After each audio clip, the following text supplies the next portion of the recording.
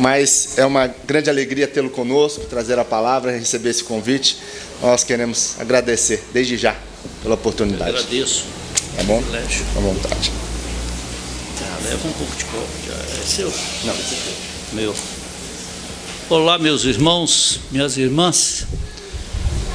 Eu fico honrado de estar aqui nessa ocasião e sinto bem porque chego aqui e vejo o resultado, não é verdade?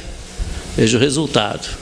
A nossa igreja, ela está movimentando várias pessoas novas de cabelos brancos, novas de cabelos pretos, né? E eu sempre, quando olho no espelho, eu falo, espelho meu, existe alguém mais velho do que eu? Antes dele responder, eu desligo, porque eu não quero saber, você está me entendendo? Mas sei que eu sempre represento uma juventude,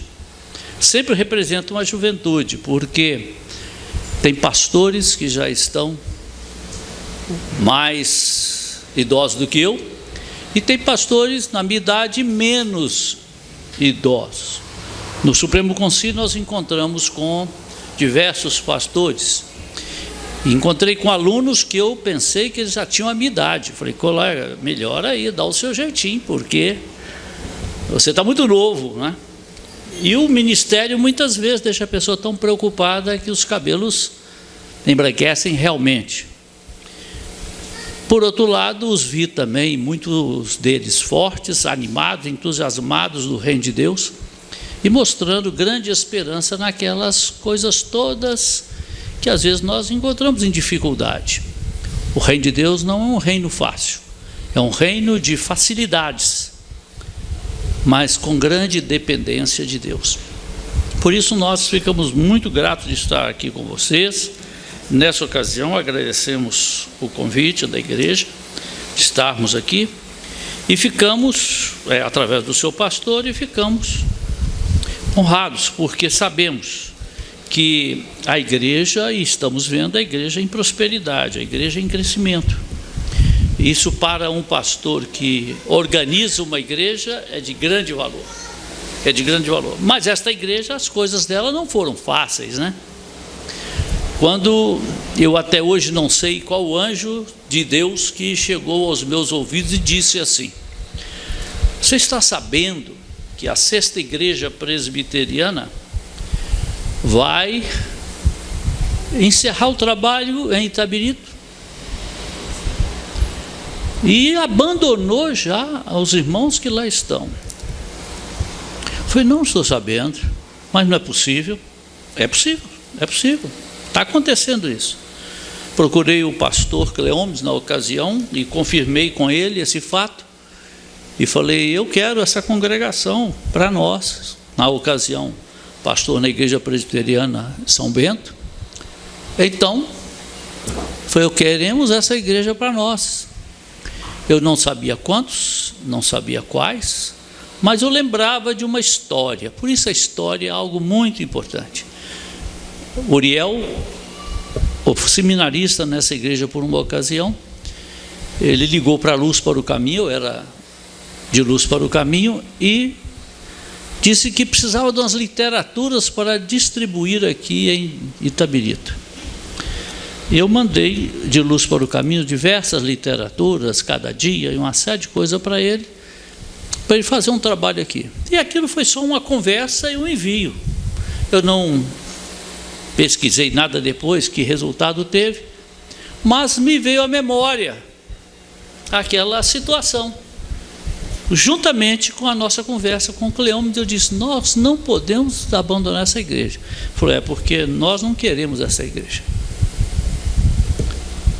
Então, Joana, que ainda está aqui, e já encontrei com ela aí, teve um trabalho muito grande comigo, porque eu pedi que ela fizesse uma relação de todos os membros desta igreja, maiores, menores, e ela foi ali pacientemente e fez toda esta relação.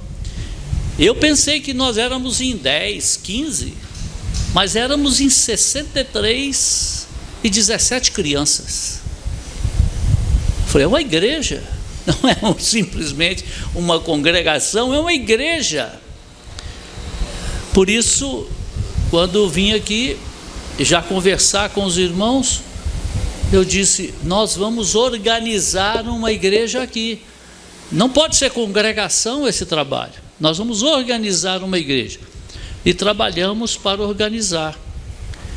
Nós chegamos no mesmo ano que nós chegamos, começamos esse trabalho. Não sei se eu cheguei aqui no meio do ano, tá? Mas no mesmo, quando foi em março, eu já tinha autorização do presbitério para organizar esse trabalho. E assim, graças a Deus, pela bondade dele e misericórdia dele, conseguimos organizar esse trabalho. E como a misericórdia de Deus é grande, como as coisas dele são fabulosas, que eu não conhecia o dono do cartório, mas não teve pessoa, eu nem me lembro hoje o nome dele, mas não teve pessoa mais acessível e mais generosa comigo para me ajudar a organizar a igreja e me dar umas coordenadas que a nossa Constituição existe, a nossa Constituição fala, só que as leis do nosso país, algumas coisas elas falam e pensam diferentemente da nossa Constituição, e nós podemos, através daquele homem, adequar várias coisas para podermos fazer o primeiro estatuto desta igreja, para poder entender que aquele homem haveria de entender aquilo que nós falávamos à luz da Constituição da nossa igreja para ele. E ele foi muito generoso e foi uma bênção, e assim muitas pessoas foram nos ajudando aqui, também as pessoas da igreja. E isso, amados irmãos, talvez fosse a tarefa mais difícil, e é a tarefa mais difícil que hoje os presbitérios enfrentam, porque ninguém quer gastar tempo com essa parte literária da igreja, ninguém quer gastar tempo com essas partes obrigacionais da igreja, e elas são importantes, porque se não for assim, não será. Se não for assim, não será. E a igreja foi organizada aqui. Me lembro ainda hoje, assim, nesse banco estava aqui o reverendo Carnot, o reverendo Valdemar, tinha o presbítero Darli, que era daqui, e veio mais outro do presbitério, que eu não me lembro agora, hein? Reverendo Valdir também, né? Estava aqui, e assim deu-se aquele dia, e aconteceu aquele momento, graças a Deus. E ver vocês é a maior prova de ilustração daquele dia, né? Um dia virtuoso, valoroso e que se fundamenta. E ver a igreja que vai ser, porque essa igreja é a que é, né? Mas a que vai ser, as perspectivas que vocês têm pela frente, isso também vai ser glorioso, e por todos os dias. Quando a gente fica muito na igreja, a gente começa a ficar acostumado, né? Então a gente não vê com alegria assim muitas coisas, mas Deus chama a nossa atenção para enxergar todos os fatos, valorizar todos e pensar em todos de uma maneira bem contundente e bem realista. Eu queria chamar os irmãos ao profeta Jeremias, lá no seu livro das Lamentações. Hoje é um dia de alegria, mas também as lamentações caminham com a gente, né?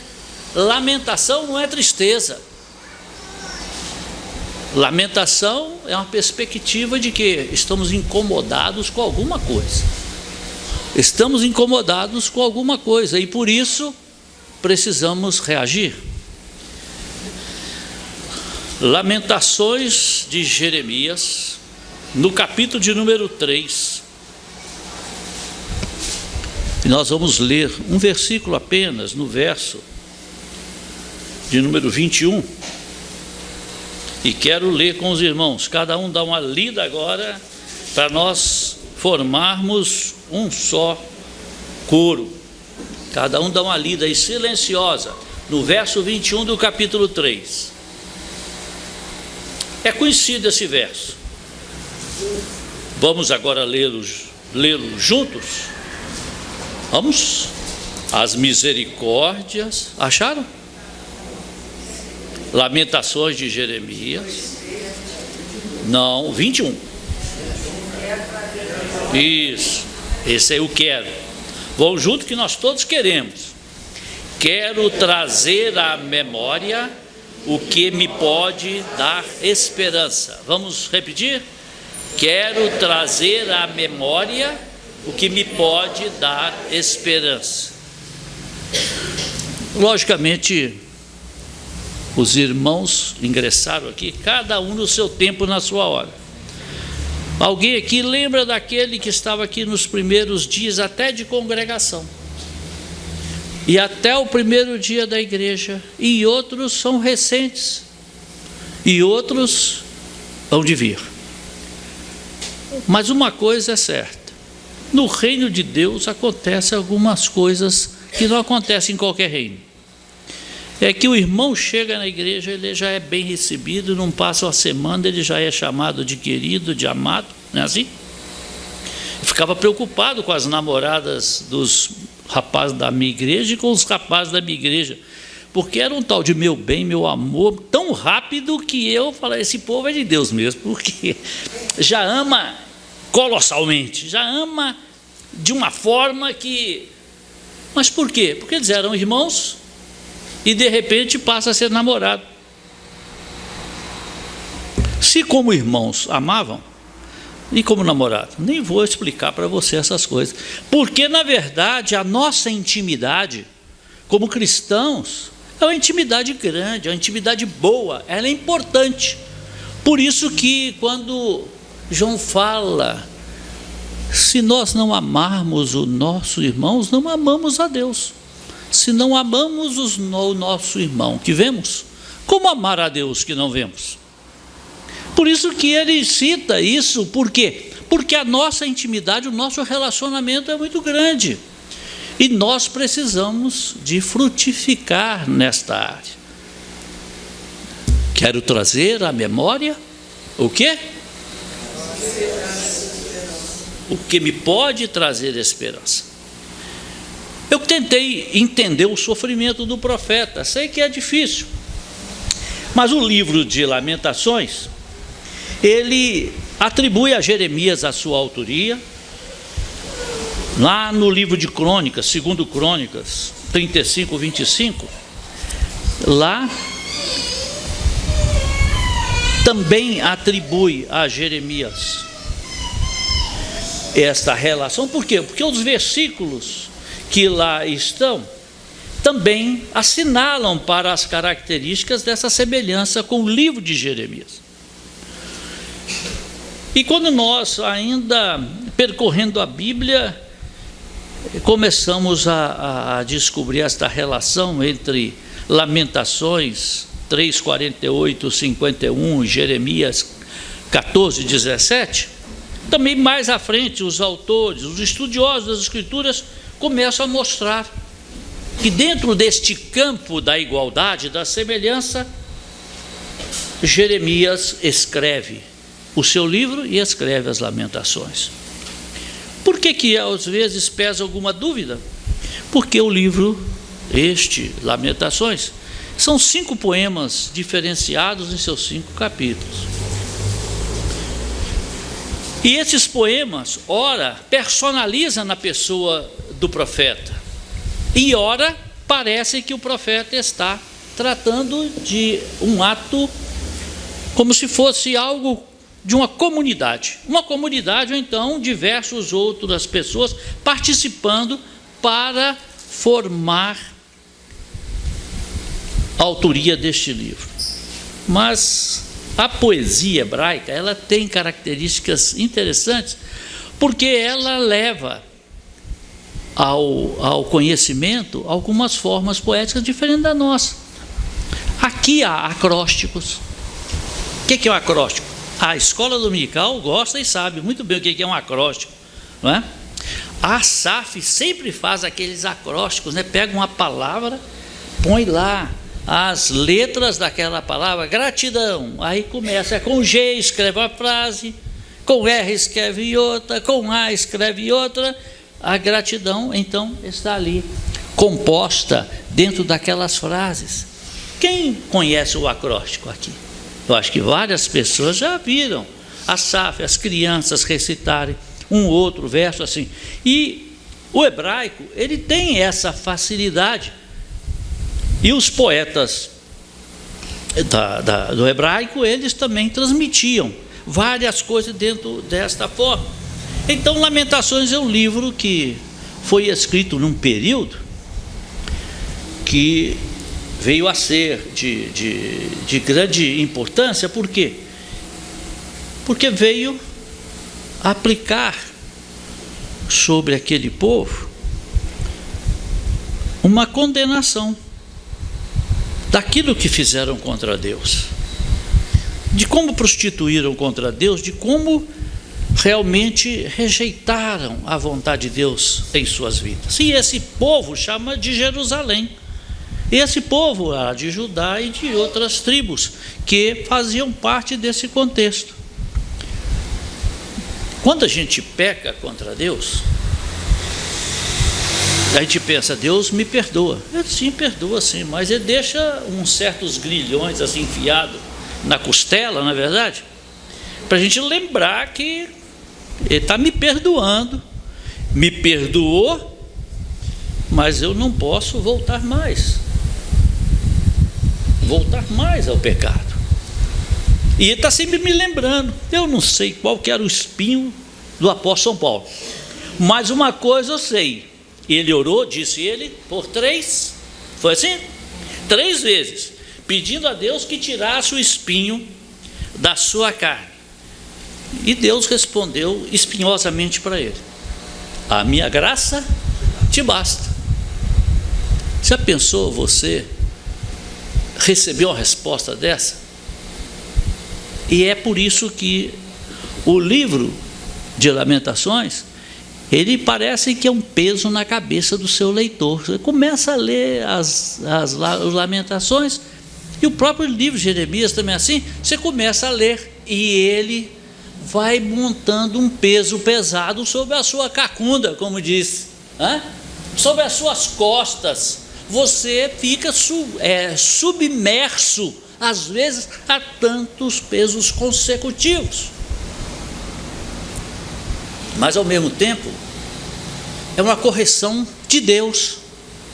A correção de Deus. E Jeremias faz como um drible aqui. Ele, ao mesmo tempo que ele está penalizando o povo por sua falta de juízo, ele ao mesmo tempo começa a mostrar que o rigor de Deus é grande, mas ele é fiel, ele é recuperador, ele é aquela pessoa que quer me ver melhor. E o tema que nós queremos tratar é exatamente sobre fontes e riquezas da memória. Fontes e riquezas da memória. A primeira coisa que eu penso que o profeta está puxando para si é como se fosse assim: refletir sobre o passado e deparei com o que eu era. Refleti sobre o passado e deparei com o que eu era. O mais bonito das escrituras é que o seu profeta, ele não diz, você errou. É povo, eu faço parte do povo. O mais bonito é que o profeta entende que ele não é uma coisa à parte do povo, mas ele ali está, e ele verdadeiramente foi sujeito às mesmas consequências ali por causa do povo. Ele assume, mas ele assume de uma posição interessante do passado, é como ele era, porque no passado nós éramos, E ele sabia que o povo carregava um problema e precisava de mudança. A igreja de Deus. Como que é a igreja de Deus? Como é a nossa igreja? A nossa igreja sou eu apontando para o erro, onde está o erro? Não, a nossa igreja sou eu convertendo-me, a fim de que aquela pessoa converta-se. Eu preciso santificar a minha vida. Eu usei a palavra converto, não no sentido de conversão, do ponto de vista de que eu era incrédulo e agora creio, mas converto do meu caminho, converto daquele pecado, converto daquela atitude, converto daquele maltrato. Quantas vezes o grande impedimento que nós temos na vida é porque nós não sabemos tratar bem a quem precisamos tratar, a pessoa que do nosso lado está, o semelhante que é conosco na mesma luta, no mesmo problema, na mesma situação difícil. Quantas vezes o pecado não está naquilo que eu cometi contra mim ou contra aquele alguém, às vezes até contra todos. E a igreja precisa se amar.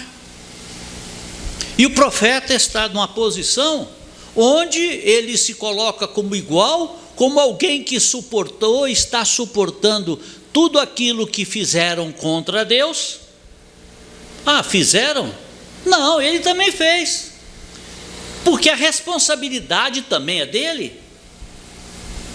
Eu sou pastor, a minha igreja está acontecendo alguma coisa nela que eu estou permitindo acontecer, eu sou o que? Solidário. Eu não estou permitindo acontecer, então eu estou buscando a justiça para eles e para mim. Não existe essa ideia. Quando nós olhamos também dentro da igreja de Jesus Cristo, mais pautadamente pelo Novo Testamento, nós vemos o apóstolo São Paulo com esse sofrimento. O que eu quero, o que ele fala? O que eu quero, isso eu não faço. Mas aquilo que é ruim, não é verdade? Agora, você acha que aquela igreja que ele estava na lida com ela é a totalmente responsável? Ele é o espelho da igreja. Presbíteros, nós somos espelhos da igreja. Diáconos, nós somos espelhos da igreja. A igreja é espelho da própria igreja. Como que uma criança cresce entre nós e não pode olhar para nós? Como? Se a gente pega a criança e traz assim à frente e fala: e tua igreja, não é assim que nós falamos? Prometeis dar bom testemunho, prometeis ajudar através das suas vidas, para que essa criança cresça em sabedoria e graça diante de Deus. A igreja fala? Não, prometemos. Não é assim que fala? Ela fala: sim, prometemos.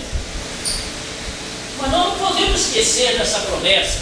Essa promessa é importante e isso nos traz a memória. Nos traz a memória.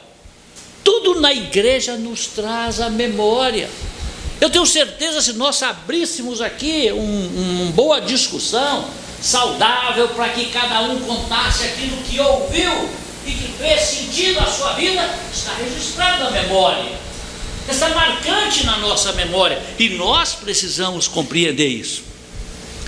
A ideia primeira do profeta é que ele estava refletindo sobre o passado e deparando com o que ele era, Se a gente tiver um pouquinho de paciência e voltar atrás aí no capítulo de número 3, o capítulo número 3 começa assim, ó: eu sou o homem que viu a aflição pela vara do furor de Deus. Você consegue ver a aflição? Posso não, pessoal? completamente desesperada. Mas eu não consigo ver, isso é uma atitude praticamente de que eu estou sofrendo em conjunto, eu estou sofrendo na hora, eu estou sofrendo em momento. Eu não posso enxergar isso assim. Eu posso, olhando para uma situação, para um quadro, e entender que eu faço parte daquilo. E era desse jeito que o profeta via. E quando Jesus estava conversando com os seus discípulos, numa hora fantástica, registrada por João, lá no capítulo de número, acho que ainda tenho memória, 14, ele fala: não se turbe o vosso coração, credes em Deus, crede também em mim. Na casa de meu pai há muitas moradas, se assim não fora, eu vou-lo teria dito, pois vou preparar-vos lugar, e quando eu for e vos preparar lugar, voltarei e vos receberei para mim mesmo, para que onde eu estou, estejais vós também. E vós sabeis o caminho para onde eu vou. Disse-lhe Tomé: Senhor, não sabemos para onde vais, como saber o caminho? Respondeu-lhe Jesus: eu sou o caminho e a verdade e a vida, ninguém vem ao Pai senão por mim. Se vós me tivesseis conhecido, conheceríeis também a meu Pai. Desde agora o conheceis e o tendes visto. Replicou-lhe Filipe: Senhor, mostra-nos o Pai, e isso nos basta. Disse Jesus: Filipe, há tanto tempo estou convosco, e não me tens conhecido? Quem me vê a mim, vê o Pai. Como dizes tu, mostra-nos o Pai? Eu fico pensando no sofrimento de Jesus. Quando olha para esse quadro de pessoa que conviveu com ele, viu seus milagres, viu toda a cena maravilhosa no seu ministério, e de repente não sabem o caminho, e de repente quer a presença do Pai com eles. Quem vê a mim vê o Pai. Meus irmãos, a igreja muitas vezes tem esse comportamento que nós precisamos mudar. Nós sabemos que Deus está aqui, nós sabemos que Deus está conosco, nós sabemos que Deus está, se fosse lá na profundeza do abismo, ou se fosse lá pelos confins, que eu não sei confins, eu só conheço o de próximo a Belo Horizonte, mas lá pelos confins, o que a Bíblia diz? Lá estás também. E como que nós entramos em pânico? Como que nós entramos em sofrimento? Como nós fazemos uma pergunta elegante igual essa feita por Filipe? Mostra-nos o Pai, isso nos basta. Jesus está conosco, está conosco. Ah, mas eu não vejo. Vê. Você não precisa ver com os olhos humanos, você está vendo com os olhos da fé. Não foi pela fé que você foi salvo? Não foi pela fé que você creu? Não foi pela fé que as coisas mudaram em torno da sua vida? Agora você vê. Agora você vê também. Jesus Cristo, parece que a multidão tinha mais interesse em guardar o que ele fez do que os próprios discípulos dele. Muitas vezes você olha assim, parece. E o Jeremias está também olhando para, espera aí, por que Deus fez? Foi Deus. Esse pecado seu não é simplesmente algo fortuito na sua vida, é porque você fraquejou, enfraqueceu e veio o furor de Deus sobre você. Agora só que não para aí. Ele não para aí. Ele mostra todas aquelas consequências. E aqueles que estavam com Jesus também, Jesus já estava prometendo-lhes uma casa no céu, e eles estavam um pouco importando com o tamanho da casa, o móvel da casa, o que ia acontecer lá dentro daquela casa, como seria aquela casa, não tinha encanto nos seus corações. Eles estavam o que é? Fazendo pergunta, um mostra-me o caminho. Como é o caminho? O outro, mostra-nos o Pai, isso nos basta. Já pensou um catedrático, professor de faculdade, durante anos e anos, dando aula ali, e pega uma turma e chega no 5º ano daquela turma, e aquela turma não sabe que aula que ele deu, que matéria que foi bem lecionada ali? É um desastre para a vida do indivíduo. É a mesma coisa, o pastor prega um sermão, ele acha que o sermão dele está bom, prega aquele sermão, a pessoa fica ali atentamente, aí chega lá fora, foi uma bênção, mas o que você aprendeu? É que não adianta falar para o pastor que foi uma bênção. Eu quero saber o que você aprendeu, é o que te traz de volta, é o que você está levando. Se você chegar diante do irmão aqui na igreja e dar uma palavrinha com ele e te ensinar alguma coisa, glória a Deus, você está saindo com uma vitória, você está levando um benefício.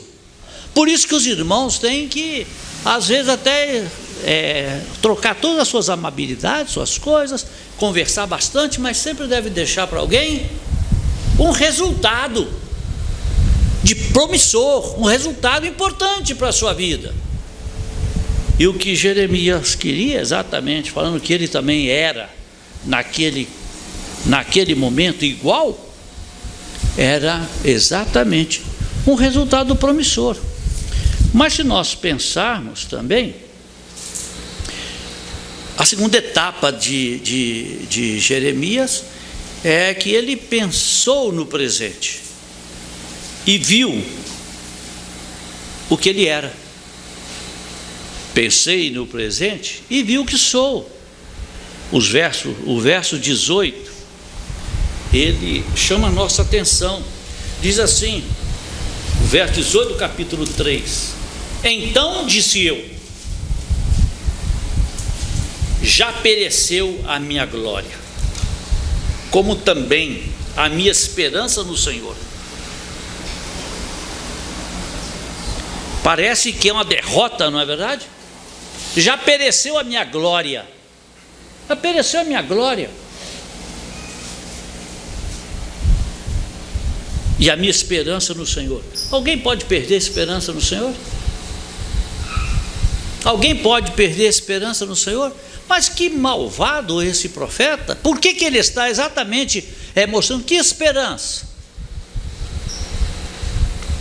Mas ele vai avante um pouco e diz: lembra-te da minha aflição e do meu pranto, do absinto e do veneno.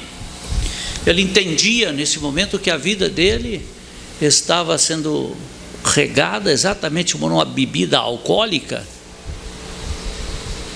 que não o deixava pensar, e até ambas eram veneno. O próprio veneno, um dia pela própria embriaguez daquela bebida, ele poderia continuar envenenado. Ele está dizendo que na verdade o seu estado de vida ali era o pior, mas era o pior para o melhor.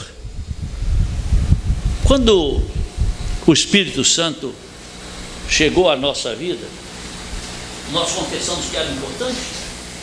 Por acaso nós confessamos que nós éramos excelentes e que não precisávamos de tudo aquilo que Deus fez por nós, em enviar Jesus à cruz do Calvário e ele morrer na cruz pelos nossos pecados?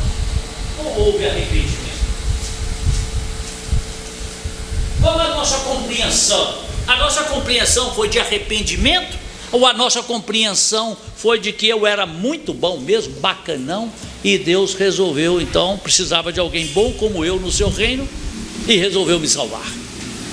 Qual que era a minha compreensão? É de que eu era tudo aquilo que, na verdade, poderia satisfazer o coração de Deus, e que eu ia fazer um grande favor ingressando no reino de Deus. Eu lembro da minha conversão. Você lembra da sua conversão? Você lembra de como você tomou atitude para andar por Jesus Cristo? Certa ocasião eu conheci uma moça muito joia, muito crente, mas ela falava comigo uma coisa assim: Norando, eu queria ter vivido uma vida assim meio de cachaceiro, não é assim. Aí eu queria ter vivido uma vida assim, bagunçada mesmo, para quando eu me convertesse, aí eu acho que eu ia ver até o Senhor. Dá graças a Deus que Deus te poupou, porque você ingressou no reino de Deus pura. Desde lá de quando você cantava "Sou uma florzinha de Jesus", não é assim? Sou uma florzinha de Jesus. Você começou a aprender o reino de Deus lá na florzinha de Jesus. Você começou a aprender o reino de Deus cantando, como é que é aquela outra canção?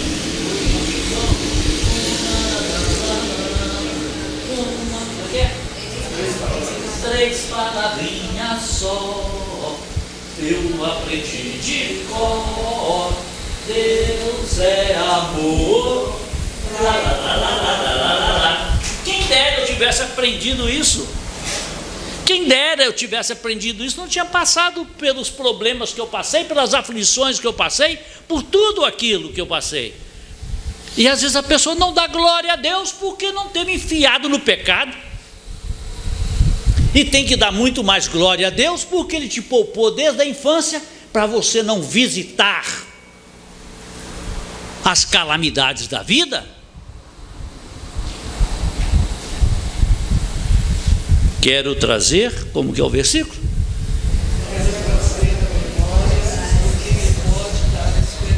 Então, eu fico pensando, há mais esperança para mim do que para vocês?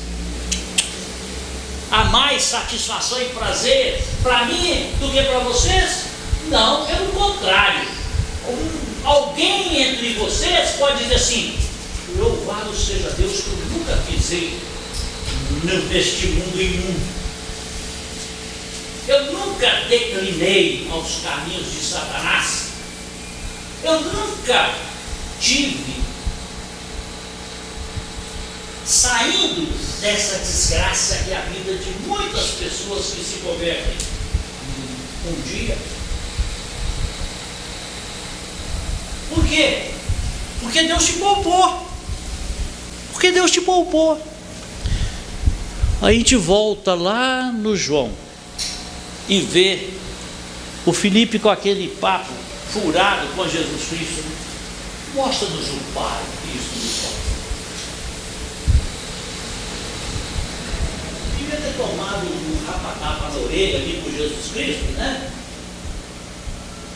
Por quê? Há quanto tempo? Qual de nós que tivemos o privilégio de ter Jesus lado a lado, em carne e osso? Qual de nós? Qual de nós experimentamos aquele momento assim que vem de lá uma voz gritando: Jesus, filho de Davi, tem compaixão de mim! Jesus, filho de Javi, tem compaixão de mim! E a multidão ali se abre e Jesus dá atenção àquele indivíduo. O centro de Jericó foi esse? Ele, o que quer? Então veja, Jesus o curou e o salvou do seu pecado. Todo mundo fica encantado, fica? Mas o cego de Jericó depois teve que trabalhar, porque ninguém ia dar esmola, porque ele estava enxergando. Ele teve que trabalhar. Tudo com Deus tem suas consequências. Ele que pediu pedir esmola. Agora o que ele tinha que fazer?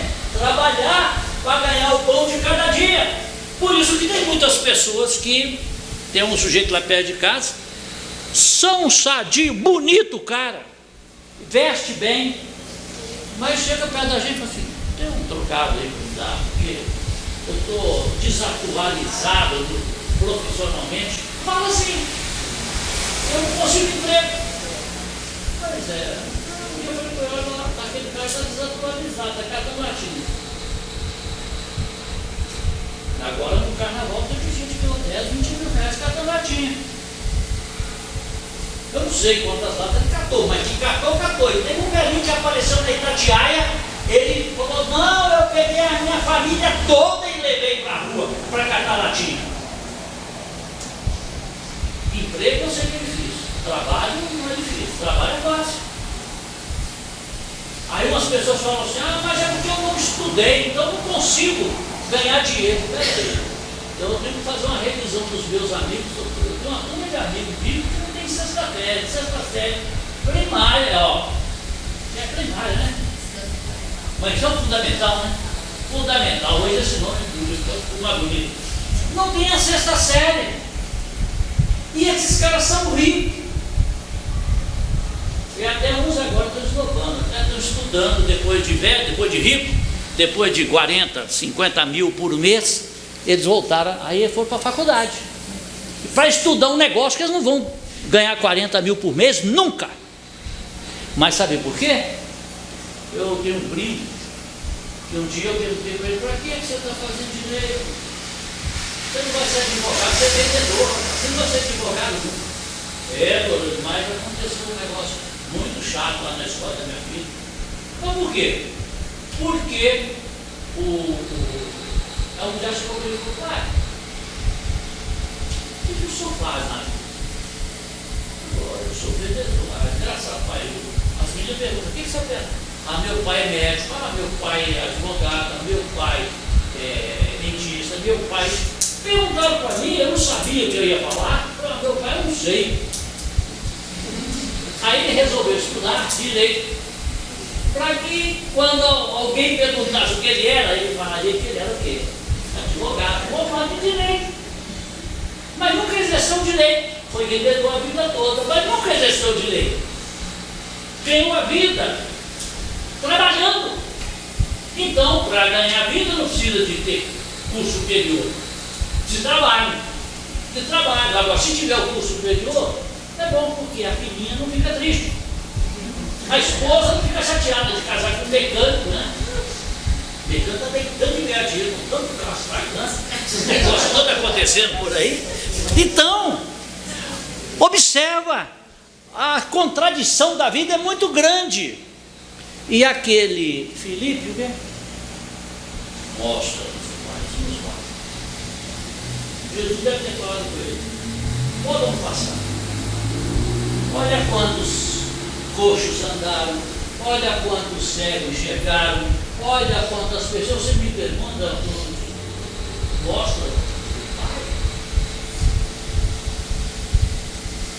Olha, o Pai está em mim. Eu estou no Pai. Quem vê a mim é o Pai. Eu, às vezes, queria falar para meus filhos assim também: quem vê a mim, viu, Daniel, viu, Natália, vê o Pai. Porque a Bíblia, ela é maldosa com a gente, mas é bondosa ao mesmo tempo. Ela diz que nós somos tal qual Deus é. Não é assim? Nós temos que ser igual, tal qual Deus é. O apóstolo São Paulo ainda abusa da gente. Sede meus imitadores, como eu sou de Cristo. Paulo estava falando de algo inalcançável? Não. Paulo estava falando que ele era um fenômeno? Não. Ele estava falando que era um homem sujeito à vontade de Cristo. Qualquer homem, qualquer mulher pode sujeitar-se à vontade de Cristo. Pode ser. Ele estava falando que ele era sem pecado? Pelo contrário. Ele diz: eu sou o maior dos pecadores. Então, se a gente começar a pensar e trazer à memória a Escritura Sagrada, aquilo que na verdade Deus fez, faz e fará, e Jesus Cristo ainda nos castiga com uma expressão muito boa. Eu estou usando o castiga por causa do Jeremias. Esse Jeremias é difícil. Ele fala assim: aquele que fizer maiores obras fará. Aqueles que são creem em mim, maiores obras farão. Mas a vontade minha é chegar ali e falar com o cego, enxerga, o coxo, levanta, o outro. Mas existem obras que nós podemos fazer muito maior do que essa. Essa obra pode até mexer com o nosso ego, por todo mundo impressionado conosco. Mas aquela obra que nós podemos fazer no reino de Deus, de levar uma alma ao lugar do Senhor, essa não tem muita complexidade, mas tem ao mesmo tempo. Chegou um dia um rapaz perto de mim, um moreninho assim, mais grande, forte, cara. Foi você que me batizou. Foi eu que te batizei? Foi você que me batizou. Fiquei com alegria assim, porque ele sabe, eu estava que nem um pato. O pato, se você joga uma gota d'água nele, assim, ele sabe que não molha. O pato sabe que não molha, mas no entanto ele se enfeita de parar. Eu fiquei naquela hora muito enfiado. Eu sei que me batizou. Lá na terceira igreja presbiteriana. Você me conheceu? Eu falei: mas eu te batizei quando criança. Eu vou te conhecer. Mas seu filho aí falou o nome do pai e da mãe. Eu falei: eu também me lembro. É uma tristeza quando a gente não traz a memória. Não é verdade? Mas o fato dele contar para mim aquilo me trouxe a esperança. Eu ainda vou fazer algum batismo a mais, vou fazer. Eu me converti numa pregação sua. Quando a gente é pastor, isso é muito frequente. Mas eu já vi colegas meus que na igreja, eram pessoas na igreja. E alguém falava: você sabe que eu frequento aquela igreja por causa de fulano e tal? Aí eu ia descobrir quem era fulano e tal. Pessoas simplesmente simples da igreja. Tinha uma alma colocada no altar de Deus, onde ela trabalhou para o Senhor e empenhou em busca de uma alma. Esse é o milagre. Milagre, porque esse milagre tem um recorde. Está arrolado no livro da vida. Tem um recorde. Está arrolado no livro da vida. E o que está arrolado no livro da vida, a Bíblia responde assim: aquele que o Pai me dá, de maneira nenhuma o lançarei fora. Nunca se perderá. Aqui não é uma igreja que ensina a pessoa a se perder. Ensina a pessoa a se salvar eternamente, para sempre. E isto, amados irmãos, é um prêmio. Às vezes, Jesus, eu não sei se ele falou isso, mas talvez ele tenha pensado. Olhou para o Felipe assim e falou: vai ver o prêmiozinho que tem para você lá na casa do Pai. Vai ver o prêmiozinho que tem para você lá na casa do Pai. Você falar: mostra o seu Pai, isso, vai ver o seu galardãozinho na hora. Vai ver o seu galardãozinho na hora. Gente, eu estou inventando isso, tá? Não sai daqui quando está nas escrituras, não.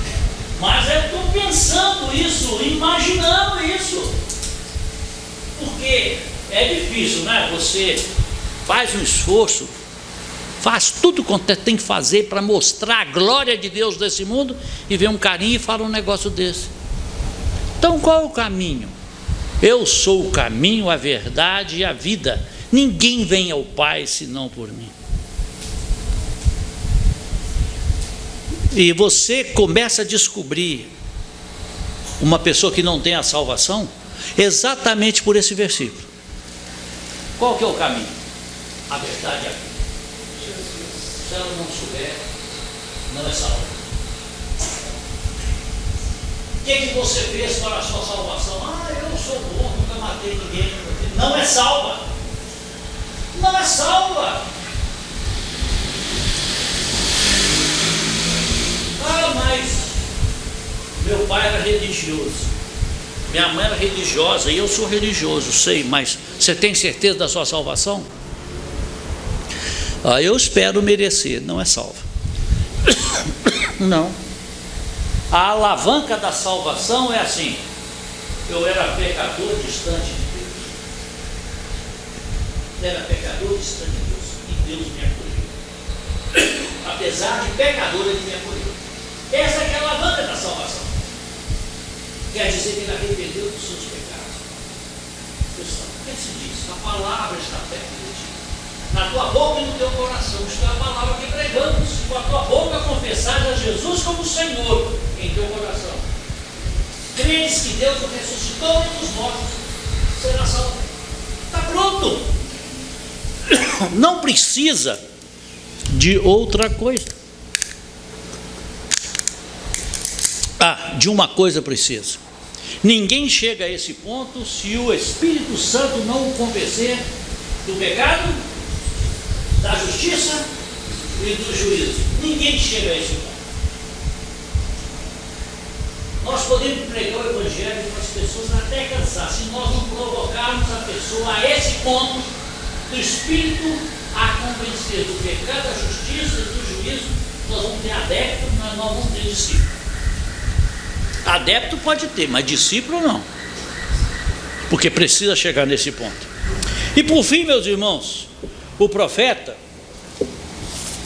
ele deixa uma coisa muito clara: imaginei o futuro e apelei para o Senhor e encontrei sua misericórdia.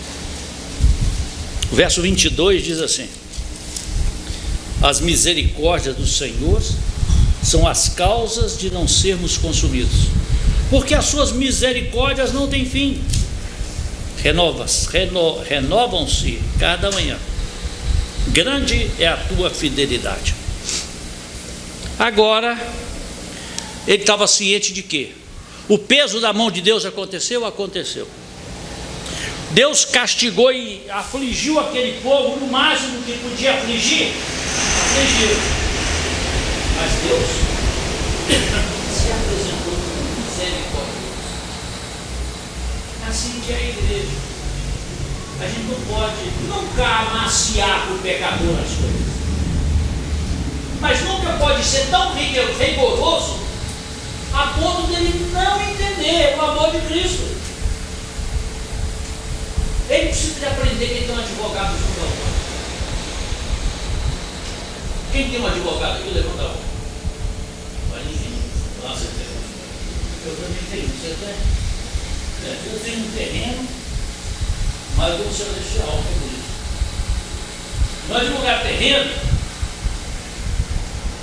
ele é jóia. Ele não trabalha nada, toma um dinheiro grande. Mas ele é bom advogado. Trabalha tem que ganhar dinheiro. Não é verdade? Não, mas de vez em quando não pode ser tanto isso, né? Mas como assim? Mas, olha só, uma coisa é certa: nós temos um advogado junto ao Pai, advoga o nosso pecado. Nós temos um mediador entre Deus e os homens, Jesus Cristo, homem. Deus nos deu todas as ferramentas para dizer para nós o seguinte: se você quiser continuar incrédulo, é porque você é tolo.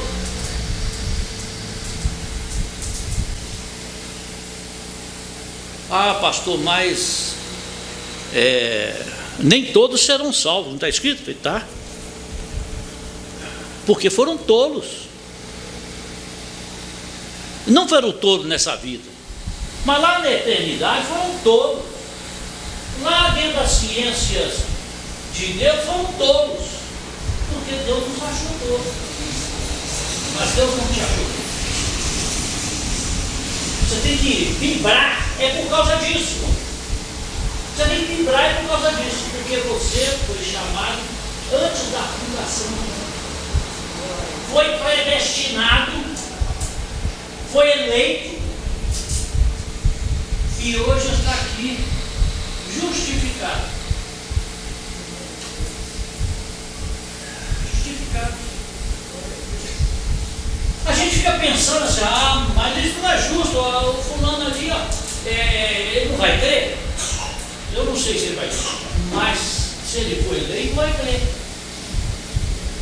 E que discussão? É a mesma coisa eu pegar um monte de barro e pedir um barro para discutir uma coisa comigo. Deus olha, ele olha o seu barro, como é que o barro discute? Eu faço o vaso que eu quero. O vaso não discute. Mas por que você é eleito? Você é eleito para a maravilhosa graça. Você é eleito para mostrar ao mundo quem é o seu Deus. Você é eleito para dizer com propriedade que Deus enviou o seu Filho ao mundo para morrer na cruz pelos seus pecados. Você, quando eleito, não tem os pecados perdoados. Só que os seus pecados serão perdoados. Por quê? Se você for confessar Deus dos seus pecados. O Jeremias sabia que aquele povo de Israel era um povo eleito de Deus, mas quando a gente encontra com o apóstolo Paulo fala assim, lá no capítulo 9 de Romanos, de fato, eles são eleitos, deles é a glória de Deus, deles são as escrituras, deles, vai em casa e olha isso lá depois, deles são uma série de coisas, não estou lembrando todas, mas eles não entenderam. No capítulo 10 de Romanos já diz lá, olha, eles eram bons, pessoas eternas, mas sem entendimento. Sem entendimento. Deus envia o seu filho a morrer na cruz pelos seus pecados e toca por cara sem entendimento. Por quê? Porque o Espírito trabalhou pela vida. Isso é justo ou injusto? Como é que você pode voltar-se para Deus e falar que ele é injusto? O Jeremias poderia falar, Senhor, isso o povo não merecia isso. Não, o povo mereceu isso. O povo sujeitou a isso porque mereceu a isso. Apesar disso, o Senhor ama esse povo, o Senhor não pode perder esse povo. Moisés chegou uma hora que Deus chamou ele no canto e falou, não vai acabar com esse povo. Ele falou, não, acaba comigo primeiro. Olha a quantidade de gente que estava para ser acabada ali por Deus, e Moisés põe à frente ao seu corpo, a sua vida, por amor àquele povo. Você acha que o corpo dele era mais importante? Não. Mas dentro da tipologia de vida, ele era um tipo de Cristo. Ele era alguém que expressava o amor glorioso de Deus pela vida de um povo que não merecia nada, mas recebeu os benefícios. Nós somos esse povo, meus amados irmãos. O que nós merecemos? Nada, mas nós somos alvo da misericórdia de Deus. Nós somos alvo da misericórdia de Deus. Deus olha para mim, olha para vocês, e Ele diz, eu nunca tive filhos tão maravilhosos como eu tenho. Esse filho, essa filha é do meu coração, eu amo. E o amor de Deus não é igual ao nosso, né? Relaxado. O amor de Deus é maravilhoso. Deus não deixa relaxar. Eu amo. E a pessoa que pensa que não é amada, ela tem que pensar o seguinte: posso não ser amado porque eu quero que Deus seja amado, mas Deus me ama, e esse é o melhor amor. Esse é o melhor amor da vida. E a gente precisa aprender o amor de Deus. Para algumas pessoas, meus irmãos, Deus quer um amor com elas que é só dele e delas. Elas não vão ter outro amor, não. Pode esquecer. Não vai arrumar namorado, não vai ficar noivo, não vai casar. E umas insistem na casa errada. Eu não sou autoridade de casamento, não, mas eu já conversei com várias pessoas que não casam. Não casa não, porque você não vai ficar casado. Mas, pastor, eu amo ele. Eu amo ele, pastor. Eu sei, não casa não, minha filha. Espera. Não casa não, minha filha. Esse cara aí não vale. Não vale. Mas casou. Depois falou, bem que o senhor falou, né? Eu queria que você tivesse meu filho lá. Concordar comigo hoje foi um desastre. Eu queria que você fizesse meu filho lá. Eu segurei a minha filha e meu filho para não casar. Mas de verdade, ela casou com 34 anos. Aparecia um namorado, eu olhava para cá e não dá certo isso. Papai, mas ninguém dá certo. Ninguém dá certo com o seu filho. Não dá, eu sou uma expansiva, aberta, de coração. Você tem vários amigos, você tem amigos da terceira série primária. E você vibra com esses amigos, você dá tudo quanto é festinha, até para falar assim, ó, nós vamos fazer o aniversário da turma. Aí tem lá 10 caras, 10 moças, você segundo, então no aniversário. Chega lá, cada um paga o seu, deixa eu ver se aniversário, tudo aí. Cada um paga o seu, paga a festa, canta parabéns e tal. Mas, você vai dar certo? Não, de jeito. Mas acabou casando, porque apareceu um, eu veio para a casa dele e falei, isso aí vai dar certo.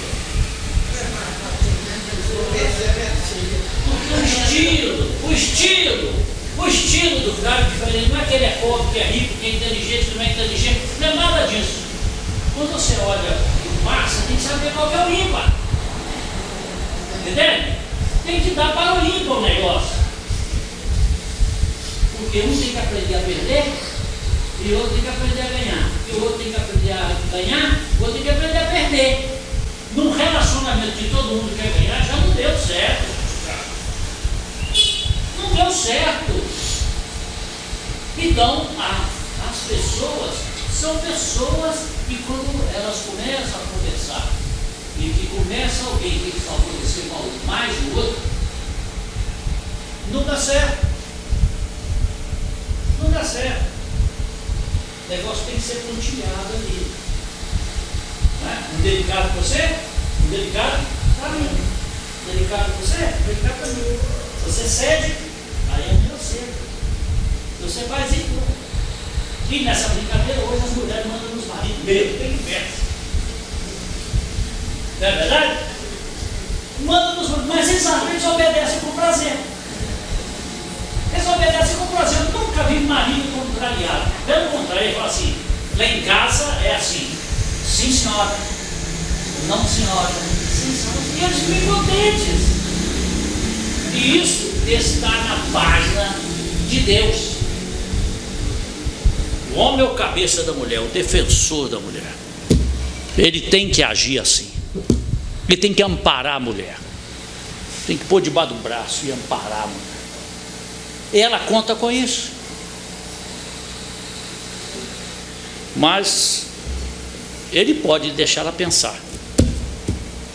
Porque não é objeto. É sua igual. É sua igual. Tá?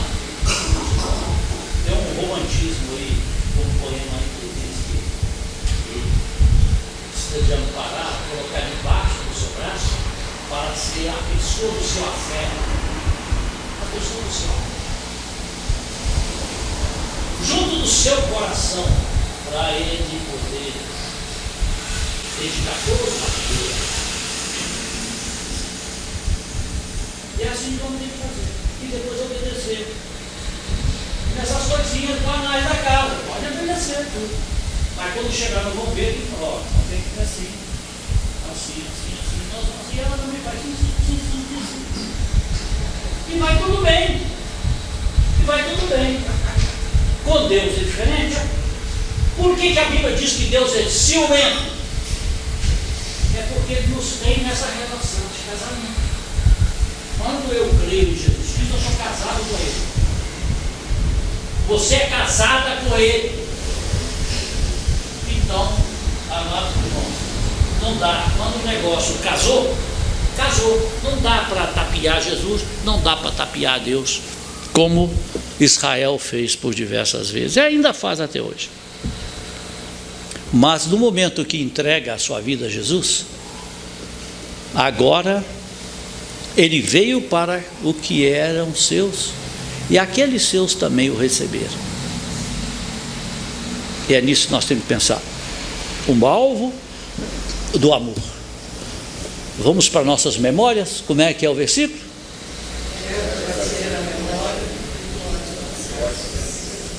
Quero trazer à memória o que pode me dar esperança. Eu creio. Vamos encher esses bancos, não é verdade? Vamos deixar a gente em pé, mais em pé que tem aqui, que alguns ali ficaram em pé porque não quiseram sentar. Mas vamos encher a casa de Deus, vamos trazer nossas famílias. Qual que é o maior lucro nosso? Não é trazer meu irmão, não é trazer meu primo, não é trazer meus amigos. Lá em casa, quando eu me converti, a Leida está aí, ela falava assim: vai para o inferno com o seu Deus. Eu falava, não tem jeito de ir com Deus para o inferno. E depois ela foi para o céu com Deus. Então, quer dizer, os parentes falam tudo o que querem falar, é só você não ouvir. Se você não ouvir, você então vai ajudá-los a salvá-los. Tá? Não é assim? Então não ouça aquilo que não interessa, mas faz aquilo que precisa e tenha sempre um encontro gratuito, amoroso com Deus. Vamos ficar de pé e vamos orar?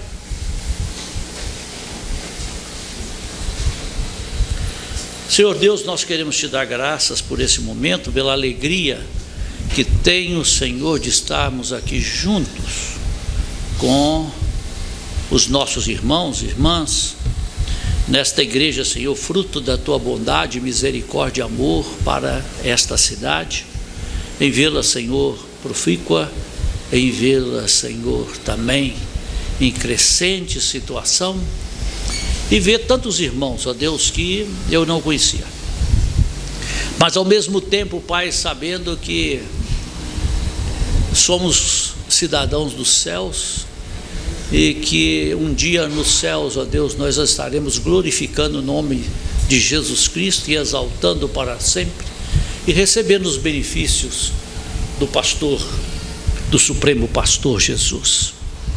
Agora conduza-nos, Senhor, à Santa Ceia e nos dê a sabedoria de podermos, ó Deus, participar dela, não porque pecamos, não porque temos pecado, mas porque confessamos os nossos pecados. E não precisamos de tanto tempo, ou ir para casa, ou esconder-nos em algum lugar para fazer isso. Aqui é o lugar. Dê a cada um de nós a capacidade de apresentar-se a Ti, Senhor, confessos do seu pecado. Purificado, Senhor, e livre para poder cear na Tua presença. Porque o Senhor perdoa pecado, é um perdoador de pecado. E não precisa, Senhor, de qualquer cerimônia para nos apresentarmos a Ti, para pedirmos o Teu perdão. Perdoa o nosso pecado, purifica a nossa vida e nos dê o privilégio de estarmos aqui, Senhor, juntos, para comemorarmos juntos essa comunhão contigo. Em nome de Cristo, nosso Senhor. Amém.